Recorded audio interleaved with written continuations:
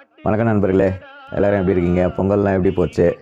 எனக்கு சூப்பராக போச்சு. இந்த நியூ இயர் தொடங்குனதுலேருந்து நிறைய விஷயங்கள் நல்லதாகவே நடந்துகிட்ருக்கு. இன்றைக்கி ஒன்றும் இல்லை, சும்மா ஒரு கருத்து சொல்லலாம் அப்படின்ட்டு. இந்த உயிர் கொடுப்பான் நண்பன், தோள் கொடுப்பான் தோழன் அப்படின்னு சொல்லுவாங்க பார்த்தீங்களா? அப்படிலாம் ஒரு கர்மமும் இல்லை.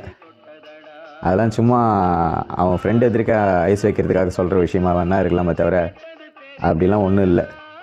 இல்லை, அது உண்மைதான் சொல்கிறவங்க ஒன்று பண்ணுங்கள். உங்கள் ஃப்ரெண்டுக்கு கடன் கொடுங்க.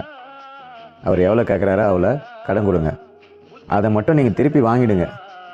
அது திருப்பி வாங்கும்போது அவர் சொல்கிற கதையை கேட்குறதுக்கு உங்களுக்கு 2 காது பத்தாது. அந்தளவுக்கு அவர்கிட்ட நிறைய ஸ்டோரிஸ் இருக்கும். அதுவும் இல்லாமல் என்ன ஒரு விஷயம்னா, நீங்கள் தான் பல காரணங்களை சொல்ல வேண்டியது இருக்கும், அது ஏன் உங்களுக்கு தேவைப்படுது அப்படின்ட்டு. ஆனால் உங்கள் நண்பர் நீங்கள் கேட்குற வரைக்கும் அதுக்கான பதிலை அவர்கிட்டேருந்து நம்ம எதிர்பார்க்கவே முடியாது. நமக்கு தான் தர்ம சங்கடம் ஆகிடும் திருப்பி கேட்டால்.